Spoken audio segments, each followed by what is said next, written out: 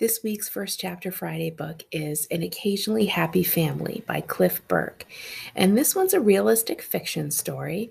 And I don't have any of you ever been on a family vacation? If so, how did it go? Was it really fun, or did you kind of run into some snags, or were there issues? So this book is about a family vacation, and I'll let you be the judge on how it goes. Chapter 1. My goal in school is to be noticed as little as possible. This is difficult because my school doesn't have any walls. I mean, it has 4 walls on the outside, but none on the inside. It's one of those open concept schools where each grade has its own floor and it's up to the teachers on how they want to organize it. At the beginning of the year, some teachers tried to build their own walls by stacking books floor to ceiling around their teaching areas. I like these enclosed spaces because they were almost like real classrooms. When I was inside them, I didn't have to worry about someone making a face or mouthing a curse word at me from the end of the hallway. But the walls made of books didn't last very long. It became popular to treat them like giant games of Jenga, and everyone competed to see who could punch out a book without the wall collapsing. When one of the walls did finally collapse and sent 2 people to the emergency room with broken toes, they were forbidden. After that, the 7th grade floor looked like a small, messy bus station, with chairs arranged in little clusters every 10 feet or so.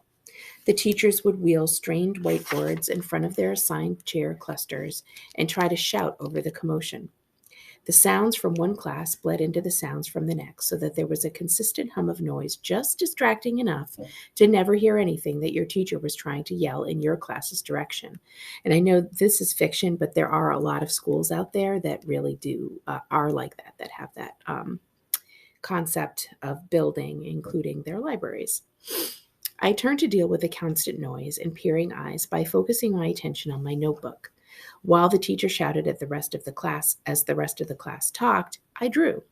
Sometimes doodles like the classic spirals and sketches of teachers saying things like, "Hello, I'm stupid," but mostly cool stuff like aliens and robots.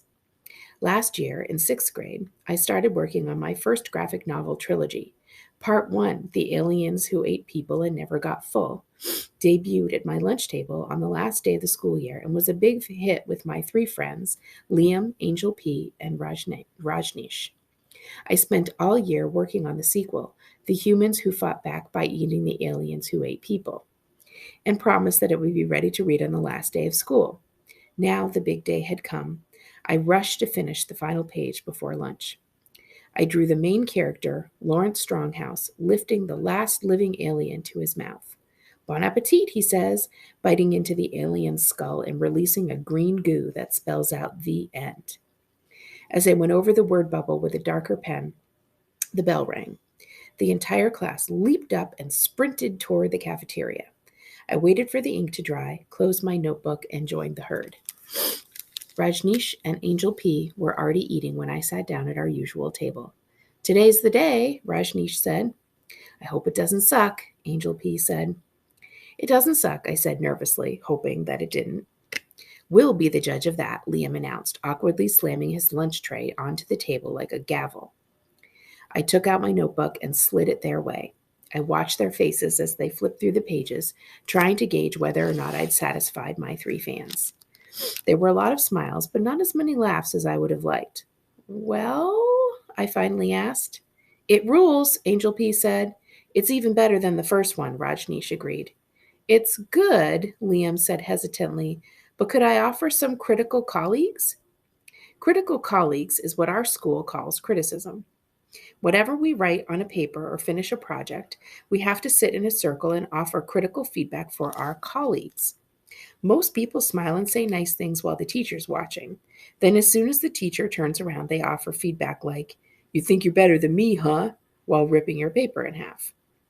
"We don't need critical colleagues," Angel said. "It's awesome, seriously." "Yeah, shut up, Liam," Rajneesh said. "You shut up," Liam said. "Both of you shut up," I said. "What's wrong with it?" Liam was my least favorite of my 3 friends, and sometimes I never hung out with someone I never hung out with one-on-one. But I still respected his opinion, even if it usually was misguided. "Nothing's wrong with it," Liam said. "I just don't see where you can go from here. In the first book, aliens eat people. In the second book, people eat aliens. What's going to happen in the third book? There's no one left to eat. There's not going to be a third book, I said. But didn't you say this was going to be a trilogy? Liam said. I did say that 2 years ago, but realized pretty early in the sequel that, as Liam pointed out, there was nowhere left to go. Instead, I told them I had begun plotting the idea for a new, more realistic series called Bob, the Boy with Perfect Memory, which would tell the story of a boy who remembered every second from every day of his life. That sounds incredible, Rajneesh said. So sick, Angel P said. Liam contorted his face into an expression that meant he didn't like it. You have a problem with this too? I asked. Not a problem, Liam said. I don't understand how that's a story. Someone remembers everything, so what? What's the conflict? Well, I said, since he remembers everything, he has trouble, getting over things. Like what? Liam asked. Like things that happened to him. Can you give an example? Like when his mom dies, I mumbled. They all looked down at the table. Liam started fidgeting with his milk carton, clearly unsure what to say next. It wasn't exactly the reaction I was hoping for. Well, that's certainly a conflict, Liam muttered, while still staring at the lip of his milk. It's just an early idea, I said quickly. A rough draft. We'll see how it goes. I took a bite of my peanut butter sandwich and waited for someone else to speak. After several excruciating seconds of silence, Angel P finally asked Rajneesh, So, when does Robot Camp start? It's not Robot Camp, Rajneesh said. It's Robotics Camp, and it starts next Monday. There's still 2 spots left if... I'm busy, Angel P said. Camp Earth Death starts as soon as I get home. Earth Death was a new online multiplayer game where you tried to gather as many resources as possible to prepare for the death of our Earth. The easiest way to gather resources was by killing people and taking all their stuff. Angel P was very good at killing people and taking their stuff. So good that he never risked letting me play with him. There's a camp for that? Rajneesh said. I'm going to camp it out in my room and play every day, Angel P said. Well, I'm going to Florida for a few weeks, Liam said. No one cares, Angel P said. I care, Liam said. I'm going somewhere too, I said. Like somewhere cool? Angel P asked. I don't know, I said. My dad said he'd tell me after school. It's probably not as cool as Florida, Liam grumbled. We're not sitting together next year, Angel P said to Liam as the bell rang. Chapter 2. Dad is a high school science teacher who looks and acts like a high school science teacher. Because the high school is next to the middle school and ends around the same time, he always drives me home. On days when there isn't a journalism, yearbook, or drama club meeting, my older sister Laura was also along for the ride. She was less than a year away from her 16th birthday and kept a running countdown to the day when she could drive herself. Usually, I opened the car door to Laura complaining and Dad waiting for her to stop. But when I stepped into the car today, Laura squealed, Theo's here, now you can tell us. Tell you what? I asked. Where we're going, duh, she said. Dad was big on traditions and had made it our family tradition to leave for a 1-week vacation every 1st of July. In order, our last 4 vacations were to Grandma's house in Oklahoma, Grandma's house in Oklahoma, Disney World, and Grandma's house in Oklahoma. But over the past few weeks, he'd hinted at a vacation destination that didn't involve Oklahoma or our grandmother. He even seemed to be doing some advanced planning and kept going outside to make mysterious, secretive phone calls. Be patient, Dad said as he started the car. All things come to those who are patient. That's not how the quote goes, Laura said. I wasn't quoting anything, Dad said. You were trying to, Laura said, but you said it wrong. It's all things come to those who wait. That's one way to say it, Dad said. That's the correct way to say it, Laura said. Hey, I was just wondering, I said. Where are we going? I'll tell you in a minute, Dad said. Just be patient. Are you going to try quoting again? I asked. I'm just trying to put my own words together, Dad said. You're not doing a very good job, I said. I have a quote, Laura said. Where are we going? Who said that? Dad asked. Theo did, a minute ago. Dad looked sharply in the rearview mirror. After inspecting our faces, he resignedly said, Fine, I'll tell you. Laura and I cheered from the back seat. Drum roll, please, Dad said. No, Laura said. I lightly tapped on my knees while Dad thunderously pounded the sides of the steering wheel. He put on his game show announcer voice and said, "We're going to Big Bend National Park." Laura and I stared confusedly at his reflection in the rearview mirror. "Wait, what?" Laura said. "Is that good?" I asked. As a native Texan, I had heard of Big Bend National Park, but didn't know anything about it. I pictured a flexible person camping. "Yes, I think it's very good," Dad said. Laura took out her phone and immediately scrolled through 100 pictures of Big Bend. "It looks pretty nice, I guess," she said. "It's more than nice," Dad said. As he kept talking about how good his idea was, I took out my phone and conducted my own research. "And the best thing about it," Dad continued, "is it's free." "I don't think that's true," Laura said. "I'm telling you it is. Craig and I went back in '94 and we didn't spend a single dollar the whole weekend. You can ask him. He'll tell you the same thing." Craig is Dad's only friend, and his truth-telling abilities are questionable. "I'm not going to ask him," Laura said, still scrolling through Big Ben pictures. "I can see this being kind of okay, though." "See, you're coming around," Dad said. I was less enthused. Different websites described the experience of spending July in Big Bend as uncomfortably hot, deeply unpleasant, and hell on earth. "What do you think, Theo?" Dad asked me. I didn't want to spoil his good mood. He had clearly tried to find a fun family vacation for us.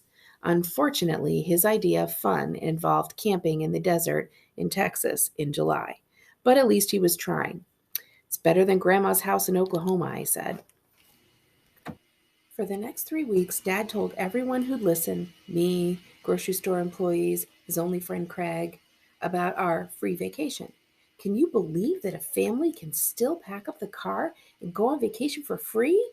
he said repeatedly. It seemed unlikely, but since I wouldn't be paying for anything anyways, I wasn't that concerned. I was more worried about the planning side of things. Our last 4 vacations didn't require much preparation. A call to Grandma covered most of them, and Disney World, from what Dad said, just asked you to pick the price you were willing to pay. He must have picked one of the lowest prices because we stayed in a hotel 20 miles away. Luckily, Laura was far more proactive. After Dad announced his plan, she spent the next week on our shared computer creating a workable daily itinerary. In her research, Laura also discovered that visiting a national park does, in fact, cost money. She kept quiet about it for a while, but 2 weeks before our planned July 1st departure, she confronted Dad at breakfast. As he and I sat leisurely enjoying our meal, Laura purposefully strode into the kitchen, carrying a large notebook, took her usual seat, and asked directly, "Dad, have you done any research?" "No good morning," he said. "Good morning," Laura said dismissively. "Have you done any research about our upcoming vacation?" He said, considering a little, probably more than you think, but mostly, no. "Dad, we still have 2 weeks?" "Dad," she repeated. He put his hand over his heart. "I promise I will dedicate one full day to research before we leave." "I already dedicated several days," Laura said. "When?" "When you were watching TV, when you were pretending to meditate, when you were sitting here eating breakfast, choosing not to plan your family vacation for your family." "I've been busy," he tried to explain, "and I'm not pretending to meditate, but I can start researching tomorrow if that'd make you feel better." "Uh-huh, sure, but I have researched, so—" Laura paused to allow Dad to ask a follow-up question. He picked up his spoon and continued to eat his cereal. "Would you like to hear what I found out?" she said, exasperated. "Yes, yes, of course. I was just about to ask you," he said. "And I do appreciate it, the work that you've done. I don't mean to not recognize the effort that you've put in." "It's fine. Calm down," Laura said, opening her notebook labeled Big Bend to the first page titled General Notes. "So, first, everything you said about how the park is free and won't it be such a joy to experience nature without the price tag? Do you remember saying that phrase?" Dad sighed. "Well, turns out you're wrong. Big Bend costs $25 per car per week. If we stay even 1 hour over the 1 week limit, we have to pay for another week."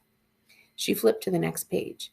"There are also multiple sleeping options, but most people decide to either camp or stay in the lodges. Both of those options cost money." "Is this from a trusted website?" Dad asked. "The .gov website, which again, you could have spent 3 minutes reading, but I'm not trying to criticize. I believe you, he said. It's just that it was free when Craig and I went. You've said that, Laura remarked, but it's definitely not free now.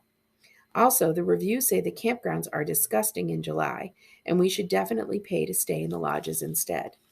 Disgusting how? He asked. Laura flipped ahead in her notes. This person said, under no circumstances would I ever camp here again. There were no showers, an active hornet's nest in the one available bathroom, and the water tastes like boiled spit. That's just one review, he said. I'm sure other people have had better experiences. Here's another one, Laura said, turning to the next page. While my family has loved camping here in February, I will never again spend the summer in Big Bend. After 3 days in 110-degree weather, I wanted to end my life. So maybe camping will be a little bit difficult, Dad said, but we can't spend the whole time in a lodge. Yes, we can, Laura said. I wouldn't mind spending the whole time in a lodge, I added. It wouldn't be the whole time anyways, Laura said. It'd just be at night, where we could shower, instead of using a hornet-infested bathroom. Dad sighed. How much are the lodges? $100, Laura said quietly. $100? Per night, Laura added. I told you it wasn't free. I'm willing to pitch in $5, I suggested. Dad paused for a moment to think, gazing intently into his cereal bowl. I have 5 more reviews of the campgrounds here, all bad, Laura said, sliding her notebook in Dad's direction. He picked it up and slowly read through 2 pages of 1-star reviews before closing the notebook and setting it aside. Here's what we can do, he said. I'll pay for 3 nights at the lodge, but we need to camp at least 1 night. I'm not going all the way to Big Bend to not camp at least once, and I already asked Craig if I could borrow his tent. What about the other 2 nights, Laura asked. Aren't we going for a week? Dad smiled. I've got a little surprise for the other 2 nights. Wait, what? What surprise? Laura asked. If I told you, it wouldn't be a surprise. Our parents annoying. That's how about it's not a surprise and you tell me instead. It's better as a surprise. Can you tell me? I asked. No, Dad said, collecting our cereal bowls and walking toward the sink. It's a surprise for both of you. Laura and I eyed each other uncertainly. Can we guess what it is? I asked. No, Dad said. Why not? I asked. It's not the right time, Dad said. Then when can we guess? Laura asked. At the right time, Dad said. Which is when? Laura asked. Not right now, Dad said. Will you tell us when it is the right time? Laura asked. I'll let you know, he said, before walking out of the kitchen. So, what do you think is going to happen on their road trip? And have you ever had this happen to you? Yeah, I'm not going to share any stories, but it's definitely something that's happened to me. So I also want to point out that this book is on the Golden Dome Award list for this year. So it's a really great, fun book to read if you want something kind of fun and light and interesting. And as we're getting towards summer, probably a lot of people are thinking about how we're going to spend our summer. So maybe this will give you some ideas. Have a good one.